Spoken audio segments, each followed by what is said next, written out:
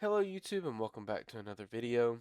So I just watched The Boy and the Heron in theaters as part of this year's Studio Ghibli's Fan Fest, and I just wanted to make a video sharing my thoughts on it because after sitting on this movie for a few days and letting it all soak in, it started to resonate with me more on my second viewing, and I think this movie has all the ingredients to be the ultimate Ghibli film.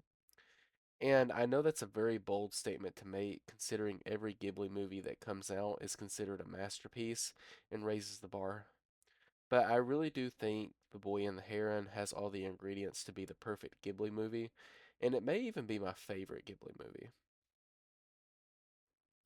What makes The Boy and the Heron so special is that it has an incredible story. I really do think that this is one of the best stories that Hayao Miyazaki has ever written. And a lot of what this story is trying to say about processing grief and loss just hits me in the feels a lot harder as an adult.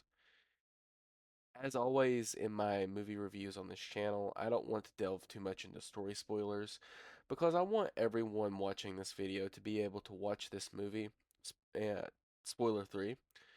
But I will talk a little bit about the story because I want to try to get you guys hooked on what's going on here. So, the story follows a young boy named Mahito who is grieving the loss of his mother after she died in a hospital fire during a World War II air raid. Mahito then moves to the countryside when his father and his stepmother, as they start a new family together, and Mahito has a difficult time processing his new life without his mother in it. As Mahito is adjusting to his new place, he discovers an old and ancient magical tower that was created by his great granduncle ages ago. And then a mysterious gray heron then appears and taunts Mahito with the idea that his mother is still alive and guides him through this fantastical world where he hopes to see his mother one last time. Just a really great story was crafted here, but outside of the story, this movie just has a well-rounded cast of characters who are well written and extremely relatable, such as our main protagonist of this story, Mahito. So, Mahito is just a very relatable character, and he resonates with me more than other Ghibli protagonists because of how he deals with the loss of his mother and how he grows as a character in this movie. You'll see him go from someone who is distant and withdrawn from life to someone who learns to accept the harsh realities of life and death by the end of the movie. He then accepts his new stepmother in his life and becomes more content with his life after traveling through this magical world. And I feel like anyone who has dealt with grief and loss and the trauma that comes with it will really resonate with this character. I am someone who has experienced grief and loss like Mahito, and it was very hard to overcome and accept life for what it is. I love characters like Mahito because his journey is very inspiring and relatable to me as someone who has experienced these things. And another standout character for me in this movie that I really wanted to talk about is the Gray Heron. So the Gray Heron acts as a guide for Mahito throughout the other world as he searches for his mother. I love how when we're first introduced to this character, he has a very sinister aura about him, and you think he's going to be a major villain for Mahito throughout the movie, but as the movie goes on, we start to see a friendship blossom between the boy and the heron. This just makes the heron another memorable Ghibli character in a long list of memorable characters.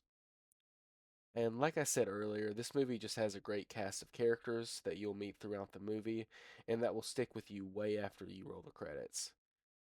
And I gotta give a huge shout out to both the English and Japanese dubs of this movie. Both are incredible.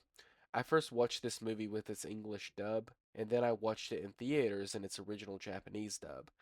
And I just gotta give a special shout out to the English cast in particular, especially Robert Pattinson on his performance voicing the Gray Heron. I just love his performance here because of how he voices the Heron. I love how when we first meet the Heron, he makes his voice sound more tense and sinister, almost akin to something like William Dafoe's Green Goblin from the Sam Raimi Spider-Man trilogy, to something a little more lighthearted and goofy as we get to know more about the Heron and his purpose in the story. It's a great performance with a lot of love put into the role, and it'll have you checking when you first watch the movie, like, is this really Robert Pattinson's voice? But overall, Just great performances across the board with all the characters. You can tell that these actors were really passionate about their role and just Studio Ghibli movies in general.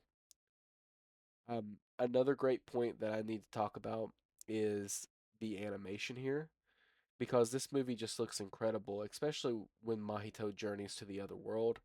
I just love how Studio Ghibli still primarily uses hand drawn animation with very minimal CGI.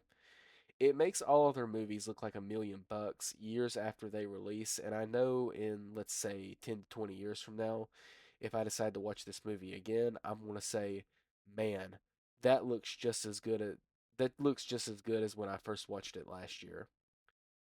And I think another reason as to what's going to make the Boy and the Heron so memorable for me is how well it explores its themes of grief, loss, and trauma through its characters.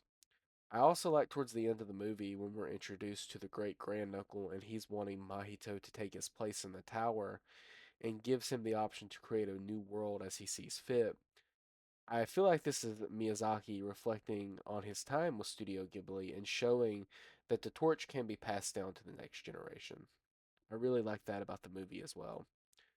But overall, guys, I just love The Boy and the Heron. I think it has all the ingredients to be the perfect Ghibli movie. I enjoyed watching this in theaters with my family, and I hope this video sells you on watching The Boy and the Heron because it's an incredible movie that will have a lasting impact on you way after you finish it. And I think this movie will resonate with a lot of people like it did me. But I want to know down in the comments what you guys thought about The Boy and the Heron. Do you think it's the perfect Ghibli movie like I do? Let's get a good discussion going in the comments. That's all I have for you guys today. Until next time.